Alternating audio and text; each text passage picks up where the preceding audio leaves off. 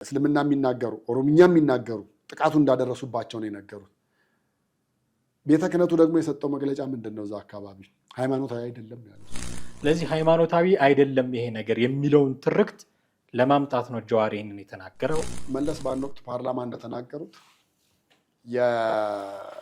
የሶማሌ ውስጥ ያለው የአልሻባብ ኃይል ሴል እዛ አርሲና ባሌ ውስጥ ታይቷል ብለው እዛ አካባቢ ጥቃት የሚያደርሱትን ሰዎች ለመከላከል ነው ለመሸፋፈን በሚል ነው እንዲህ አይነት ነገር የሚያነሳው ጀዋር መሐመድ። በእርግጥ የአልሻባብ ውስጥ በአንድ ወቅትም ታስታውሳለህ አማርኛ ተናጋሪዎች ተገኝተዋል።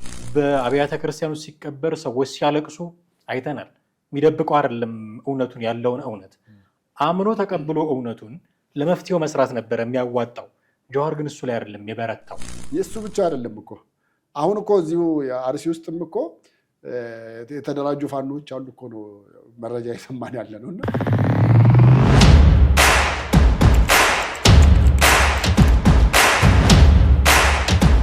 ሰላም እንዴት አላችሁ ውድ ቤተሰቦቻችን? ይህ ዘኢትዮጵያ የዩቲዩብ ቻናላችን ነው። ቴዎድሮስ ካሳን እና አማሃ ደገፋ ከእናንተ ጋር ቆይታ እናደርጋለን። ሰሞኑን እንደምታውቁት የአርሲ ጉዳይ በጣም መነጋገሪያ ሆኗል።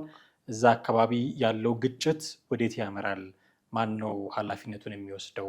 እንዴት ያሉ ጉዳዮች አሉ የሚለው ጉዳይ በጣም መነጋገሪያ ሆኖ ቀጥሏል። ከዚህ ጀርባ ጀዋር መሐመድ የተናገረው ነገርና ራሱ ጀዋርም እዚህ ነገር ላይ እጁ አለበት እየተባለ የሚሰጠው ትንታኔ እንዴት ይታያል የሚለውን እንፈትሻለን ዛሬ። ከዛ በተጨማሪ ከባልደረባዬ ቴዲ ጋር ሆነን ከዚህ በፊት ስለ አስካለ ደምሌ በህይወት አለች ወይስ ሞታለች፣ ቤተሰቦቿ ተጨንቋል፣ በፋኖ እጅ ነበረች የሚሉ ዘርዘር ያሉ ጉዳዮችን ማንሳታችን ይታወሳል። አሁን አንዳች መደምደሚያ ላይ የደረስን ይመስላል። እሱን በኋላ ላይ ቴዲ ይነግረናል። ከዛ በተጨማሪ ፋኖ ልክ የዛሬ ሳምንት አካባቢ ስለተደረገው ምርጫ መግለጫ የሰጡ ትልልቅ አፍሪካዊ ተቋማትን ወቅሷል። ይሄ ወቀሳው ምን ይመስላል የሚለውን አንስተን የምናበቃ ነው የሚሆነው። እስከ ፕሮግራማችን ፍጻሜ ድረስ አብራችሁን ትቆዩ ዘንድ የአክብሮት ግብዣችን ነው። ቴዲ እንዴት አለ? ሰላም። መቼም በጣም አሳዛኝ ነው የአርሲው ጉዳይ። እንደምታውቀው ከዚህ በፊትም ደጋግመን አንስተነዋል። አሁንም በቅርብ ሳምንት እንደዚህ አለፈው መሰለኝ ተደጋጋሚ ጥቃቶች የሚደርሱበት ቦታ ነው። ባለፈውም ስንወያይ ያነሳናቸው ነገሮች አሉ።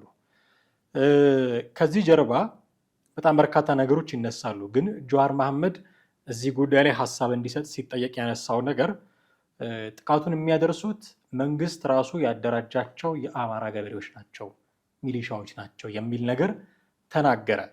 አሁን ይሄ በበርካታ አቅጣጫ እየተወሰደ ነው። ጥቃቱ ሃይማኖታዊ ነው ብለው የሚወስዱ አካላት አሉ። ስለዚህ ሃይማኖታዊ አይደለም ለማስባል ጀዋር መሐመድ ያመጣው ትርክት ነው። ኦኤምኤን የሚባለው ሚዲያም ማህበራዊ ሚዲያ ላይ በደንብ የሚያሰራጨው ወሬ ይሄ ነው። ይሄንን ነው ጀዋር መሐመድ መጥቶ ያረጋገጠልን። ስለዚህ ሃይማኖታዊ አይደለም ይሄ ነገር የሚለውን ትርክት ለማምጣት ነው ጀዋር ይሄንን የተናገረው። አንድ ሁለተኛ፣ እዛ አካባቢ ጥቃት የሚያደርሱትን ሰዎች ለመከላከል ነው ለመሸፋፈን በሚል ነው እንዲህ አይነት ነገር የሚያነሳው ጀዋር መሐመድ እየተባለ ይነሳል። እሱ ራሱ አለበት የሚባለውን ወደ በኋላ ላይ እናነሳዋለን። ግን እሱ መንግስት ያዘጋጃቸው ኃይሎች ናቸው ይላል። ሌሎች ሰዎች ደግሞ እነሱን ለመሸፋፈን ጀዋር ያመጣው ነገር ነው ይላል። በጥቅሉ ምን ማለት ነው? የዚህን ነገር እውነተኛነት ወይም ደግሞ በጣም ያሉትን ነገሮች ለማውጣት በጣም ሰፊ ጥልቅ የሆነ ምርምር የሚያስፈልገው ነው የሚመስለኝ። በጣም ምክንያቱም ከብዙ አንግሎች ብዙ ነገሮች እየተነሱ ነው ያሉት፣ በጣም የተለያዩ ነገሮች። ለምሳሌ አንተ ያነሳቸው ከጀዋር ጋር የተያዙ ነገሮች አሉ። ከዛ በፊት ደግሞ ለምሳሌ አሁን እዛ አካባቢ ያሉ ሙስሊሞችም ይሄን ነገር የሚያወግዙም ነበሩ፣ ይሄን ነገር ደግሞ የደገፉም ነበሩ። የሚያወግዙት ኃይሎች ቶታሊ ይሄ ነገር ሃይማኖታዊ አይደለም የሚለውን ነገር እንድናይ ያደርገናል። የሚደግፉት ኃይሎች ደግሞ መለስ በአንድ ወቅት ፓርላማ እንደተናገሩት የሶማሌ ውስጥ ያለው የአልሻባብ ኃይል ሴል እዛ አርሲና ባሌ ውስጥ ታይቷል ብለዋል። ይህ ሊያሳይህ የሚችለው እውነትም በእርግጥ የአልሻባብ ውስጥ በአንድ ወቅትም ታስታውሳለህ አማርኛ ተናጋሪዎች ተገኝተዋል፣ አበሾች ተገኝተዋል እዛ ውስጥ። ከአልሻባብ ኃይል ውስጥ ሆነው ወታደር ሆነው የነበሩ እስከ መገኘት ደረጃ ከደረሰ ይሄ ነገር በጣም ሊያሰጋ የሚችል አይነት ነገር ነው ማለት ነው። በአንድ ወቅት እንደውም አይኤስ ላይ ሲነሳ ከነበረው አንዷ እንግሊዛዊ ነች። ከእንግሊዝ ሀገር ነው ተነስታ እንግዲህ ሄዳ በሊቢያ በረሃ አቋርጣ ከነሱ ጋር የተገናኘችው። ከዛ ባሻገር ደግሞ ኢትዮጵያውያንም ከነሱ ጋር ለመገናኘት ያላቸውን የኢንተርኔት ግንኙነት ታይቷል፣ ታውቋል ተብሏል። ስለዚህ እነዚህ ነገሮች ምን ያሳየዋል? እዛው አርሲ ውስጥ ተፈጸመ ለተባለው ነገርም የአልሻባብ ሴል መኖሩ አንደኛ እንደ ማስረጃ ልትይዘው ትችላለህ። ሁለተኛ ጃዋር በጣም እንደው ዛሬ ራሱን ለማዳን በብዙ መልኩ እየተጋጋጠ ያለ ቢሆንም ግን መጀመሪያ እሱ የተናገረው ነገር አሁን ድረስ ብዙዎቹ የሚገልጹት እሱን ነው። አሁን ድረስ ብዙዎቹ የሚያነሱት እሱን ነው እና ይሄ ነገር የምርጫው ዋዜማና የምርጫው ዕለት መደረጉም ነገሮችን ለማክሸፍ ታስቦ ጃዋር የሄደበት መንገድ ነው። እዛ አካባቢ ምንም አይነት ምርጫ እንዳይካሄድ ለማድረግ ታስቦ የተንቀሳቀሰበት ነው ይላል። እንደገና እሱ ያነሳቸውን ኃይሎች ደግሞ ታያለህ። እነሱ ኃይሎች ደግሞ ቪዲዮቸው እንደውም እየተለቀቀ በጣም እንትን እያለ ነበረ እና በፒካፕ ነው የሚንቀሳቀሱት። እንትኑ አይ ቲንክ ከመንግስት ኃይል እሱ ተሰጥቷቸው ነው የሚለው። ሌሎች ደግሞ ተሰጥቶ ሳይሆን ነጥቀው ሽፍታዎች ናቸው ነጥቀው ወሰዱ ነው የሚባለው እና መኖሪያ ቦታም የላቸውም ነበር እኮ ያለ ነበራል። መኖሪያ አንድ ቦታም እዚህ ቦታ ነው የምታገኛቸው የሚባል ነገር የለም፣ አታገኝም ነበር። አንድ ወቅት የጎጃም በረሃ ያለበት አካባቢ እዛ አካባቢ ታገኛቸዋለህ ይላል። በሚቀጥለው ጊዜ ደግሞ የት ነው የምታገኛቸው? ወለጋ ውስጥ ታገኛቸዋለህ ይላል። በሚቀጥለው ደግሞ የት ነው የምታገኛቸው? አርሲ። እነዚህ እንደ ልባቸው እንግዲህ ከዳር ዳር ብለህ አስበው፣ እንደ ልባቸው የሚንቀሳቀሱ ኃይሎች እውነት መንግስት ድጋፍ አድርጎ ከሆነ ሌላው ኃይል ኦላ ጋር አይስማሙም ማለት ነው። እንደዛ ከሆነ ፋኖ ጋር አይስማሙም ማለት ነው። እንደዛ ከሆነ እና በምን ደረጃ በምን ቅጽበት ነው እዛ ድረስ ሊሄዱ የሚችሉት የሚለውን ነገር እንድናነሳ ያስገድደናል። አንደኛ። ሁለተኛ ደግሞ ራሱ ጃዋር ያነሳው አንድ ፖይንት ነበረ። ከፕሪቶሪያው ስምምነት በኋላ ወለጋ ውስጥ አማራ መሞት ቆመ ብለዋል። ከፕሪቶሪያው ስምምነት በኋላ ይሄ የሚያሳየው ምንድን ነው? ከፕሪቶሪያው ስምምነት በኋላ እዚህ ነገር ውስጥ የህወሓትም እጅ አለበት ወይ ብለህ እንድታስብ ደግሞ ሌላ የሚያስነሳ ነጥብ ነው አብሮ ያነሳው። እውነት እንዳለው በእርግጥ ከዛ በኋላ ወለጋ ውስጥ ሞተ ሲባል የምንሰማበት ነገር የለም። ኦልሬዲ ኦልሞስት ቆሟል ትላለህ። ግን የአማራው ግድያ ቢቆም ደግሞ አሁን ደግሞ ተረኛው ደግሞ እዛ አካባቢ ያለ ደግሞ ኦሮሞ ነው ተነስቶ እያለ ያለ ይለዋል። እኔ በአንድ በኩል አሁን ይዋጥልሃለሁ ብለህ ብትለኝ ትንሽ የሚከብደኝ የነበረው ምንድን ነበረ? ወለጋ ውስጥ በርካታ አማሮች ሲፈናቀሉና ሲሞቱ እዛው ፋኖ ተደራጅቶ ተነስቷል ተብሎ ደግሞ እዛም የሚንቀሳቀስ ፋኖ እንዳለ ደግሞ ሰምተን ነበር። የእሱ ብቻ አይደለም እኮ አሁን እኮ እዚሁ አርሲ ውስጥም እኮ የተደራጁ ፋኖዎች አሉ እኮ ነው መረጃ የሰማን ያለ ነው። እና ነገሮች እያንዳንዱን ይዘህ ማየት የሚጠይቅ ጊዜ ይመስለኛል። ለምን ከሟቾቹ ወገን ስታይ እስልምና የሚናገሩ ኦሮምኛ የሚናገሩ ጥቃቱ እንዳደረሱባቸው ነው የነገሩት። ቤተ ክህነቱ ደግሞ የሰጠው መግለጫ ምንድን ነው? እዛ አካባቢ ሃይማኖታዊ አይደለም ያለው እሱ ደግሞ ጭራሽ። ሌላ ሶስተኛ ነገር ደግሞ እንድትይዝ የሚያደርግህ ደግሞ ቅድም ያነሳ ነው ገበሬዎቹ መሳሪያ ታጥቀው ነበረ።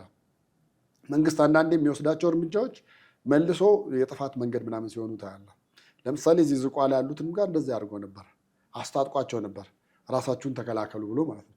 አስታጥቋቸው ራሳችሁን ተከላከሉ ብሎ መሳሪያ ሰጥቷቸው በተመለሰ ማግስት ግን ኦላ ገብቶ መሳሪያዎቹን በሙሉ ሰብስቦ መግደል የፈለገውን ገሎ ወጣ ተባለ። ይሄ የት ነው የሆነው? እዚሁ ዝቋላ ነበር። አሁን እሱ ታሪክ ነው ድጋሚ አርሲ ውስጥ ደግሞ እየሰማን ያለ ነው። ለምን የታጠቁ ገበሬዎች መንግስት ያስታጠቃቸውን ገበሬዎች እነዛ መሳሪያውን አምጣ ማለት ጀመሩ። ከዛ በኋላ እርስ በርስ ግጭት ሆነ። ከፍተኛ የሆኑ ክርስቲያኖች በብዛት ሞቱ ተብሎ መጣ። እንግዲህ ቤተ ክህነትም በተወሰነ መንገድ መግለጫ ወጥታለች። ምናልባት የሃይማኖት ተቋማትን ብዙ ላናምነው እንችላለን። ከብዙ ህዝብም ከብዙ ሚዲያም ታማኒነት ያጣ ይመስለኛል። በሚሰጡት ተመሳሳይ የሆነ ምናልባት የምናምነው ነፃ የሆኑ የሰብአዊ መብት ተቋማት አሉ። እነሱ እያወጡ ያሉትን መረጃዎች በተወሰነ መንገድ እንድናምን ምክንያት ይሆነናል። ግን መንግስት ይሄን ለማድረግ ምን ምክንያት ይኖረዋል ብለን እንላለን? ምን ምክንያት ይኖረዋል? እንደውም እዛ ያሉ ቦታው ደግሞ የወይዘሮ አዳነች አቤቤ ትውልድ ቦታ ነው ተብሎ እዛ አካባቢ ያሉ ፖሊሱ ተይዟል፣ የጸጥታ ክፍል ኃላፊው ተሰውሯል የሚል መረጃም ሰምተናል። ስለዚህ ይሄን ለዛ ነው እኔ በጣም ይሄ ዲፕ የሆነ ምርመራ በገለልተኛ ነው የምልህ። በገለልተኛ እኔ በሀገር ውስጥም እምነት አለው ብለህ ብትለኝ የለኝም። የሚጠየቁትም ከባድ ነው የሚሆንባቸው። ቢቢሲ አማርኛ ላይ የወጡትን ምናምን እኮ አንዳንዶቹን ስታያቸው አቅጣጫ ወዴት እንደሚያስኬድ የምታያቸው ነገሮች አሉ። ግን ደግሞ በዛ ነው ብለህ ሙሉ ለሙሉ ባትደመድምም ደግሞ መለስ ያሉ ነገሮች አሉ የሚልም እምነት አለኝ። ጀዋር እንዲህ ማለቱ በበርካታ ነገሮች ሊተረጎም ይችላል። በርካቶቹን ነገር አንስታቸዋል። እንዲህ ያለ እንጂ ጀዋር መሐመድ ራሱ ግን ከዚህ ነገር ጀርባ እጅ ሳይኖረው አይቀርም የሚል ደግሞ ትንታኔ የሚሰጡ ሰዎች አሉ። እዛ አካባቢ ሴሎች አሉት፣ እንዲህ የሽብር ጥቃት የሚያደርሱ ሴሎች አሉት። ለምን እንደሆነ ግልጽ ባልሆነ ምክንያት የአርሲ ጉዳይ በጣም የሚቆረቁረው አይነት ሰው እንደሆነ ፖስት የሚያደርጋቸው ነገሮች ልክ በሀዘኑ ምክንያት በደረሰው ጉዳት ምክንያት ሀዘኑን ሳይገልጽ መጥፎ ነው መደረግ አልነበረበትም ብሎ ሳያወግዝ የተሳሳተ መረጃ እየተላለፈ ነው ለሚለው ነው የመጣው። አንድ ቪዲዮ ነበረ የሚንቀሳቀስ የሌላ ቦታ መንበርን ተሸክመው የሚሄዱ ሰዎች በደስታ እየሄዱ የነበሩትን ሰዎች እንደ ስደት አድርጋችሁ አመጣችሁት ለሚለው ነው ሮጦ ወጥቶ ለማስተባበል የወጣው። ከዛ በፊት የነበረውን ጥቃት አላስተባበለም። ከዛ በፊት በነበረው ጥቃት የተሰማውንም ሀዘንም አልገለጸም። የተጠቀማችሁት መረጃ ሐሰት ነው ለማለት ግን መጣ። ምክንያቱም ያ መረጃ እዛ አካባቢ ያለውን ሁኔታ መጥፎነቱን የሚያሳይ ስለሆነ። ኢንፋክት ያ ቪዲዮ ቢታይም ባይታይም እውነቱን አይደብቀውም። እንደውም እኮ እውነቱ ከታየው ቪዲዮ በላይ ነው። ሰዎቹ ሲሰደዱ ነው ተብሎ ነው ያ ቪዲዮ የታየው አይደለም። የሞቱ እኮ አሉ። ጅምላ መቃብር አይተናል። ፎቶ በአብያተ ክርስቲያኖች ሲቀበር ሰዎች ሲያለቅሱ አይተናል። የሚደብቀው አይደለም እውነቱን፣ ያለውን እውነት አምኖ ተቀብሎ እውነቱን ለመፍትሄው መስራት ነበረ የሚያዋጣው። ጀዋር ግን እሱ ላይ አይደለም የበረታው። ያንን ጆሮ ዳባ ልበስ ብሎ አልፎ የሐሰት መረጃ ይዛችሁ መጣችሁ ብሎ እዛ ላይ ነው ሪያክት ለማድረግ የፈጠነው። አንደኛ። ሁለተኛ ከዚህ በፊትም ጀዋር መሐመድ እዚህ አካባቢ አንዳንድ ጉዳዮች አሉት። እንደውም ከአንተ ጋር በሰራናቸው ፕሮግራሞች እዛ አለው አንድ ቡድን የሚል መረጃ ስነግረኝ ነበረ። ኤርሚያስ ለገሰ፣ ስዩም ተሾመ እንዲህ አይነት መረጃዎችን በተደጋጋሚ ከሰሞኑ እያወጡ እየሰሟቸው ነው። ጀዋር መሐመድ እዛ አካባቢ አንዳች ሴል አለው የሚል ከዚህ ነገር ጀርባ ራሱ ጀዋር ያቋቋሙ ኦኤምኤን የሚሰጣቸውን መግለጫዎችም ስታይ ተመሳሳይ ነገር ነው። ጀዋር የሚናገረውን ኦኤምኤን በጽሁፍ ያወጣዋል። ኦኤምኤን በጽሁፍ የሚያወጣውን ጀዋር መቶ ሰከንድ ያደርገዋል ምናምን ተመሳሳይ ነገር ነው። እና የሚናገሩት ነገር ምንድን ነው? እዛ አካባቢ አሁን በምትንጨረጨሩበት ልክ ችግር የለም የሚል አይነት ነገር ነው። ችግሮችም ካሉ መንግስት በራሱ ያስታጠቃቸው ሰዎች ቅድም እንዳልነው በራሱ ባስታጠቃቸው ሰዎች የሚፈጥረው ነገር ነው። ብዙ አታካብዱ አይነት እንደውም ያሉት ወለጋ ሰው ሲሞት አማራ ተገደለ ትላላችሁ፣ አርሲ ሰው ሲሞት ኦርቶዶክስ ተገደለ ትላላችሁ። እዛ ለምን ኦርቶዶክስ አትሉም? አርሲ ለምን አማራ አትሉም? የሚል ንጽጽር ነው የሰሩት። እኔ በጣም የሚያሳዝነኝ ኢትዮጵያ ውስጥ ከዚህ በኋላ ሰው እንዳይሞት የማድረግ እንቅስቃሴ አይደለም የሚደረገው። ሟች እንደዚህ ነው ብሄሩ፣ ሃይማኖቱ እንዲህ ነው፣ ገዳይ ከዚህ መጣ፣ እዛ ላይ ነው ጊዜያችንን የምናጠፋው። እሱን ትተን ሰው እንዳይሞት ማድረግ ላይ ብንበረታ ብሄሩም ሃይማኖቱም አያጣለንም፣ ባልሞተ ሰው ስለማንጨቃጨቅ። እሱን ሁሉ ትተን ብሄሩንና ሃይማኖቱን ስናጣራ ነው የምንውለው። ወይም ይህንና ጀዋር መሐመድ የተያያዙት ጉዳይ ቢኖር ይሄ ነው እና የጀዋር መሐመድ እጅ ከዚህ ጀርባ አለ የሚለውን መረጃ እንዴት ታየዋለህ አንተ? እኔ እንደውም ሚዛኑ የሚያመዝንብኝ ወደ እሱ ነው፣ እሱ ጋር ነው። ምክንያቱም ከዚህ በፊትም ስናነሳ ተነጋግረናል።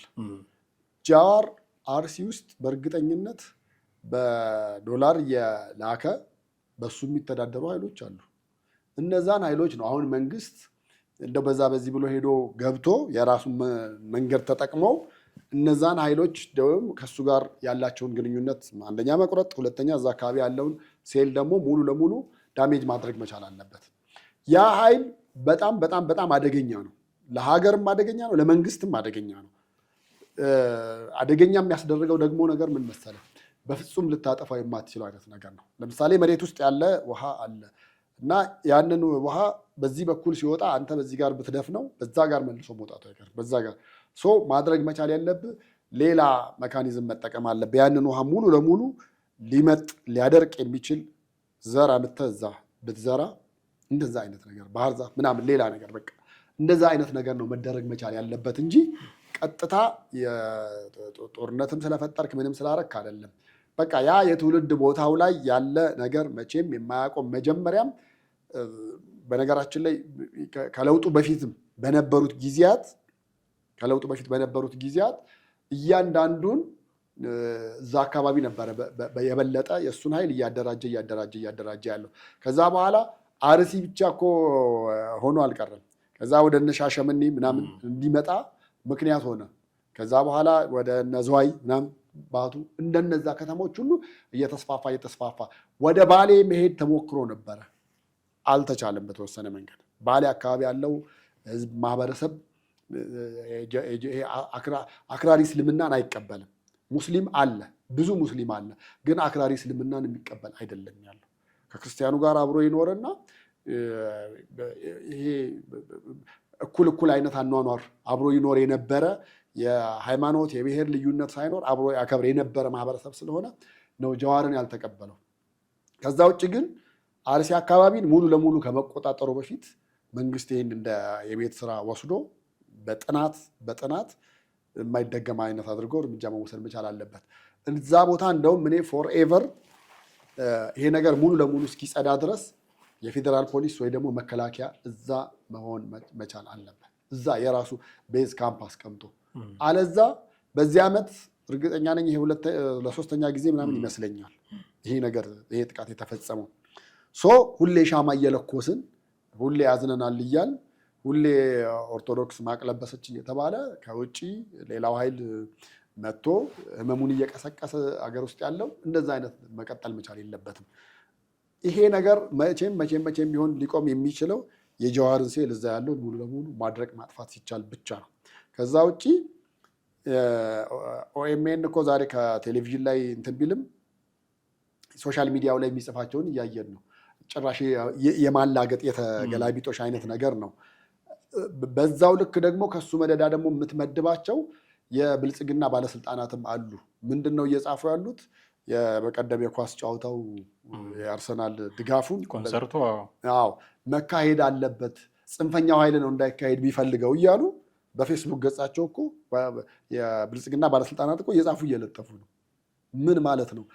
አስከሬን ቤት አስቀምጠህ ጭፈራ አጉል ፉክክር ይመስላል። እኔ አሁን የየትኛው ኮንሰርት ነው እስከዛሬ በሰላም እንዲጠናቀቅ ከፍተኛ ዝግጅት እያደረግን ነው የሚል የፖሊስ መግለጫ ይወጣለት? የትኛው ኮንሰርት ነው የአርሰናል ደጋፊዎች በአዲስ አበባ እንዲህ የሚል የመንግስት ሚዲያ ከቨር የሰጠው? የትኛውንም ኮንሰርት የተናናቀ ይሄኛው ለምን እንደዚህ ተደረገ? ቁስል ላይ እንጨት መስደድ አይነት እንዳይሆን ያሰጋል። ስለዚህ ከህዝብ ጋርም ፉክክር መግባት አያስፈልግም። ህዝብ በቃ ማዘን እንፈልጋለን ካለ አትሊስት መተው፣ ሀዘኑን እንኳን አትተውለትም። እንደ አንዳንድ ጊዜ ሁልጊዜ ኦኬ አዲስ አበባ ነች እና ቃልን ውብ ናት፣ ልትጎበኝ ትችላለች ምናምን፣ በጣም በርካታ ስራዎች ተሰርተዋል። ጎኦን ቀጥሉ፣ በዚሁ ጥሩ ነው። ቃል የገቡትም እንደዛ ነው። አዲስ አበባን እንደ ስሟ ውብ እናደርጋታለን ነው። አድርጓት። ግን አንዳንዴ ማዘን እንፈልጋለን። ይሄ እኮ ይቅር አይደለም፣ ፖስት ፖንድ ይደረግ፣ 2 ሳምንት 3 ሳምንት ዘግይቶ ቢደረግ ችግር የለውም የሚል ነው። ይባስ ብለው ለማባባስ ያደረጉት የመንግስት ሚዲያዎች እንዳለ ማስታወቂያ በመስራት አይቋረጥም። መተው የፋን ቴሌቪዥን አለ፣ የአርሰናል ፋን ቴሌቪዥን፣ እነሱ መተው ሲጎበኙ እነ ኢማኑኤል ኤቡዌ እና እርዚ ያሉ የአርሰናል ደጋፊዎች እንደዚህ ምናምን ትራንስፖርት ተመድቦላቸው ከሩቅ ርቀት የመጡ ምናምን ልክ ይሄ የድጋፍ ሰልፍ የሚደረግ አይነት ይመስላል መስቀል አደባባይ ላይ እና እንዲህ ከህዝብ ጋርም አንዳንዴ ፖሊስና ሌባ መጫወት የለብህም፣ ድብብቆሽ መጫወት የለብህም። አልፈለገም ህዝብ፣ ልጆቹ ከፈለጉ ያድርጉት። በመንግስት ደረጃ መሆኑ በመንግስት ሚዲያዎች ደረጃ ማስታወቂያ መሰራቱ ግን ትንሽ የሚያስተዛዝብ ነው። አረ እሱ እኔ በጣም በዚህ ጉዳይ በጣም መንግስት የእልህ አይነት ነገር ነው። የህፃን ጨዋታ ህፃን እቃ ተነጣጥቀህ በግድ አምጣ አይነት ነገር ምናምን እና ይህ የቲፎዞ የምናምን አይነት ነገር እንደዛ አይነት ነገር ነው የሆነው እና ሰው እንዲያዝን መፈቀድ መቻል ነበረበት። በቃ ሀዘኑ ነው። ሳንፈልገው የማናውቀው እኮ የመንግስት ባለስልጣን ሲሞት ሳንወድ በግድ እዘኑ ትባል የለ እንዴ? ባንዲራ ዝቅ ይደረግ የለ? ሳምንት ሙሉ ቴሌቪዥን ላይ ሻማ ሲበራ ክላሲካል ሲለቀቅብን ነው። አሁን ሚስኮት መደረግ የሌለብን ሀዘናችሁ ይሁን የሚል አይደለም እኮ ማድረግ የሚፈልጉ ሰዎች ነጭ የሚልበሱ ችግር የለውም የሚያደርጉ ግን በመንግስታዊ መስሪያ ቤቶች ደረጃ መሆን ያልነበረበት ለሌሎች ኮንሰርቶች ተደርጎ ማያውቅ ነው። የዛኔ ዋንጫ የበላ ጊዜ አደባባይ ወጥተው መንገድ ሲዘጉ እኮ እረፉ ተብለዋል። የተያዙ የተመቱም አሉ።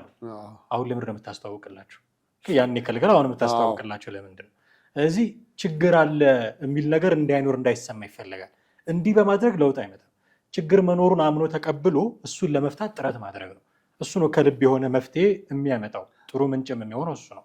ለማደባበስ መሞከር ግን ያን ያህል የሚያዛልቅ አይመስለኝም። ጊዜ እንዳንወስድ ወደሚቀጥለው ርዕሰ ጉዳያችን እንለፍ። ከዚህ በፊት አስካለ ደምሌ ስለምትባል ፋኒት እንበላት እዛ መገለጽ ይችላል። ፋኒት በህይወት አለች ወይ የለችም ወይ ቤተሰቧ በጣም ተጨነቀ የሚል ዝርዝር መረጃ ሰጥተህን ነበረ። በእነ እስክንድር ነጋ ጦስ እነ ዘመነ ካሴ አንድ ነገር አድርጓት ይሆን የሚል ነገርም ስታነሳ ነበረ። እዚህ ስለነበራት እንቅስቃሴ ስለ ባልደራስም ዝርዝር መረጃ ሰጥተህን ነበረ።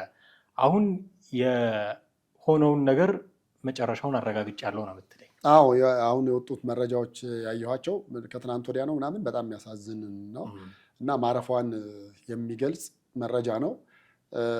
እዛ ፋኖ እያለች በተለይ ደግሞ በጣም ብዙ መከራና ስቃይ እንደደረሰባት በእስር ለረጅም ጊዜ የዚህ ሁሉ የሆነው አንደኛ ጥያቄ ለምን ብላ በማንሳቷና ሁለተኛ የእስክንድር ደጋፊ በመሆኗ ነው እንጂ ሌላ ነገር የለባትም ነው። ልጅቱ ይሄ ምንድነው የግንባር ስጋ የሚባል አይነት ፊት ለፊት ነገሮችን የምትናገር ምንም ነገር ከመናገር ወደኋላ የማትል አይነት ልጅ ነች እና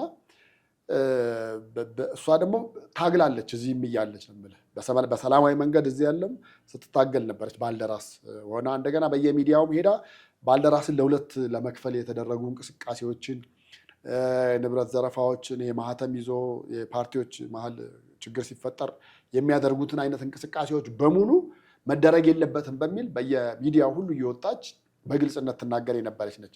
እንግዲህ እዛ ጫካ ከገባች በኋላ ከእስክንድር ጋር ነበረ። በፊትም የእስክንድርን ሀሳብ ደጋፊ ነበረች። እስክንድርን በመደገፍ ነው። እዛ ደግሞ ያለው ፋኖ እንግዲህ ታውቀዋለህ፣ እስክንድርን ሲመጣ ሆ ብሎ ተቀበለ። ከዛ በኋላ በአመራር ላይ በተፈጠረ ቀውስ ደግሞ እሱን አቮይድ አድርጎ በራሳቸው መንቀሳቀስ ጭራሽ ሚዲያ ላይ እንዳወጣ የቁም እስረኛ እንዲሆን እንቅስቃሴ ነበረ። በእነዚህ ሁሉ ከሱ ጎን ስለነበረች ነው ይዘው እንድትታሰር ያደረጓት እና የወጣው መረጃ ላይ የሚያሳዝኑ ነገሮች እንደተፈጸሙባት ነው። ይሄ የደቦ አስገድዶ መድፈር እንደተፈጸመባት በጋራ ሆነው እንደገና የዚህ በቃ ለሴት ልጅ የማይገባ የንጽህና መጠበቂያ እንኳን ጠይቃ ለምና አንሰጥሽም ተብላ በእስር ምግብም ከልክለዋት ውሃ ብቻ እያቀመሷት ለረጅም ጊዜ በስቃይ እንደኖረች ግን ከዛ በኋላ ደግሞ ማረፏ ተሰማ የሚል መረጃ ነው የደረሰኝና እጅግ የሚያሳዝን ነው። ብልህ ለአንድ ዓላማ ብለህ ወጥተህ ለአንድ ትግል ብለህ ወጥተህ እንደዚህ አይነት ነገር መደረጉ እጅግ የሚያሳዝን ነው። ልጅቱ ገና ወጣት ነች።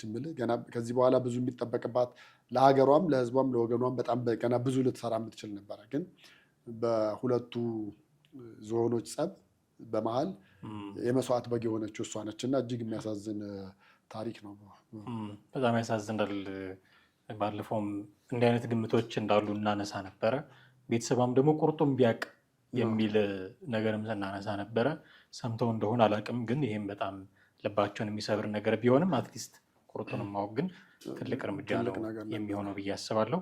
የዛሬ ሳምንት ምርጫ ተደርጎ ነበረ። ይህንን ምርጫ ተከትሎ ኢጋድ እና የአፍሪካ ህብረት መግለጫዎች አውጥተዋል።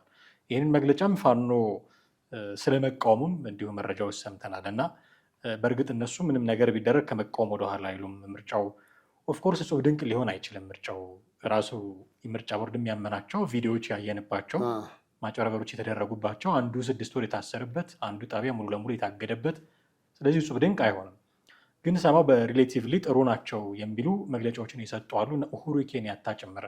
እኔ እነ ፋኖ ለምን ኢጋድ እና አፍሪካ ህብረት ላይ እንዳተኮሩ አላውቅም እንጂ አውሮፓ ህብረትም ይሄ በጣም ጥሩ ልምምድ ነው ብሎ መግለጫ ሰጥተዋል። እና እሱን ለመናገር አልደፈሩም። ግን ዞሮ ዞሮ እናስረስ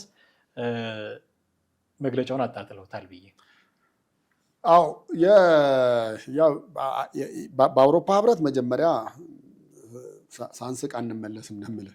ምክንያቱም ምርጫው እንዳይካሄድ እንደገና ታዛቢም አልክም ብሎ ነበር። ታዛቢም አልክም ብሎ በኋላ ግን እንኳን ደስ አላችሁ አይነት መልዕክት አስተላልፏል። ምን ማለት ነው? መጀመሪያ ያገባችውን የተሞሸረችውን ልጅ ለሰርጉ እውቅና አልሰጥም ስትል ቆይተህ አሁን ደግሞ ልጅ ወልዳለች ተገላግላለች ሲባል ደግሞ እንኳን ማርያም ማለት እንደዛ ልትወስደው የምትችለው ነገር ነው። እና የአውሮፓ ህብረትን ያው እንዳልኩ እየሳቅን ተቀብለን ከማሳለፍ የዘለለ የለውም። ግን የአፍሪካ ህብረትና ኢጋድ በመታዘብም የተገኙ ስለነበሩ ጥሩ ነው። በእርግጥ ነው መንግስት የአፍሪካን ምርጫ መታዘብ ያለባቸው አፍሪካውያን ናቸው የሚልም አቋም እንደነበረው ከአንዳንድ ካወጣቸው መግለጫዎች መረዳት ችለናል። ወደ ፋኖ ስንመጣ ግን ፋኖ ያን ነገር ሌሎቹ መቀበላቸውንም አልወደደውም። እንደ ምክንያት ያቀረባቸው ነገሮች አሉ። ብዙ አካባቢዎች ጦርነት የሚካሄድባቸው ቦታዎች በመሆናቸው እና ሰላም የሌለባቸው በመሆናቸው እዛ አካባቢም የተካሄደው ምርጫ ሙሉ ለሙሉ ተቀባይነት ማግኘት መቻል የለበትም። ቶታሊ በሀገሪቱ ውስጥ የተካሄደው ምርጫም ተቀባይነት ድጋፍ መስጠት መቻል የለባቸውም የሚል እውቅና መስጠት መቻል የለባቸውም የሚል ተቃውሞውን ነው ያወጣው። ያው በእርግጥ የሚጠበቅ ነው። ምክንያቱም መጀመሪያም ሲቃወም ስለነበረ ነው። እንደ አውሮፓ ህብረት አልተገለባበጥም። መጀመሪያም ተቃውሟል። መደረግ እንደውም ዘመነ ካሴ ነው መግለጫውን ያነበብልናል። እና ምንም እዛ አካባቢ እንዳይካሄድ አማራ ክልል ሙሉ ለሙሉ ታስቦ የነበረ ነው። እሱ ብቻ ሳይሆን ኦላም በነገራችን ላይ እንትንም እኮ አድርገዋል እኮ አሁን አንዳንዴ የሆነ የመንግስትነት ሚና ነው ወይስ የተቃዋሚነት ሚና ነው እየተጫወቱ ያሉት ብለህ እንድታስብ የሚያደርግ የምርጫው ሰሞን ታስታውስ እንደሆነ ተሽከርካሪ ከዚህ አግደናል ብለው ነበር። ልክ ምርጫው ካበቃ በኋላ ደግሞ ፈቅደናል። ሁለቱም ኦላም ፋኖም እና ይሄ ያው የምጠብቃቸው ነገሮች ናቸው። አንደኛ ግን ዋትስ ኔክስት እንድትል የሚያደርግህ እሺ እውቅና እነሱ ሰጥተዋል፣ እናንተ ደግሞ ለምን ሰጣችሁ? እሺ እውቅናውን እንደሰጡ በዛው ከጸኑ ምን አይነት እርምጃ ነው የምትወስዱባቸው ብለህ ፋኖን መጠየቅ የሚያስፈልግ ይመስለኛል። ኢጋድ ላይ እና የአፍሪካ ህብረት ላይ እሱንም አብረው በመግለጫቸው ያካተቱት ቢሆን ጥሩ ነበረ። በእርግጥ አንዳንዶቹ እንደውም ለማጣጣል የሄዱበት መንገድ ግርም የሚልህም አለው። ምን መሰለህ፣ ኢጋድ የሚመራው መሪው ያው የኛው ኢትዮጵያዊ ሰው አይደለ ነው ወርቅነህ ገበየሁ።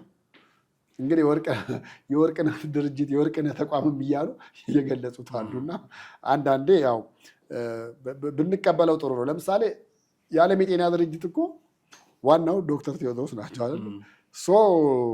የሆነ ነገር ቢሆን ከጤና ጋር የተያያዘ የዶክተር ቴዎድሮስ ድርጅት ብለን ልንጠራው ነው እንዴ? ስንፈልገው ዓለም አቀፉ ብለን ሳንፈልገው ደግሞ የአቶ ከሌ ምናምን እያልን እና በዛ ልክ መውረዱም ተገቢ አይደለም ነው ምናምን ብዬ የምለው። መጀመሪያም አልተቀበሉም። ስላልተቀበሉ ይሄኛው ኦብቪየስሊ የሚጠበቅ ነው። ግን እዛ አካባቢ ላለው ማህበረሰብ ደግሞ የበለጠ ትንሽ ቢያስቡለት አካባቢው ላለው እሱን ነው ማለት የምትችለው እንጂ ከዛ ውጭ ምርጫው ተካሂዷል። እንግዲህ በእርግጥ ያልተካሄደባቸው አሉ። ሁለተኛ ዙር ምናምን ነገር የሚደረግባቸው ሊኖሩ ይችላሉ። መከላከያም እንደዚሁ ሰኔ ላይ ነው መሰለኝ እንዲመርጡ እድል የሚሰጣቸው የተባለው። ዛሬ ሰኞ ሰኔ 1 ነው። ስለዚህ ምናልባት በዚህ ወር አጋማሽ የመጨረሻ ላይ መከላከያም በአካባቢያቸው ሄደው ቮት እንዲያደርጉ የሚደረጉ ነገሮች ስላሉ ኦልሬዲ ውጤቱ ስላልተጠቀሰ ወደ መጨረሻ ነው ሊሆን የሚችለው ብዬ አስባለሁ። ግን ጥሩ የተቃዋሚ ፖለቲካ ፓርቲዎች ስብጥር ያለበት ፓርላማ በሚቀጥሉ ዓመት ይሆናል የሚል እምነት አለኝ። ብዙ ሰዎች እንደዚህ አይነት ግምቶች አሏቸው። በርካታ ነገሮችን አነሳን። ቴዲ እጅግ አድርጌ አመሰግናለሁ። ወደ ፕሮግራማችን መቋጫ ተቃርበናል። ውድ ቤተሰቦቻችን እናንተም ከኛ ጋር ስለነበራችሁ እጅግ አድርገን ነው የምናመሰግናችሁ። የዛሬውን እዚህ ላይ እናበቃለን። ቴዎድሮስ ካሳና አማሃ ደገፋ ነበርን። በሚቀጥለው በሌላ ርዕሰ ጉዳይ እንጠብቃችኋለን። ሀሳብ፣ አስተያየት፣ ጥያቄ እንደተለመደው በተለመደው መንገድ በኩል ልታደርሱን ትችላላችሁ። የዛሬውን አበቃን። ጤና ይስጥልን።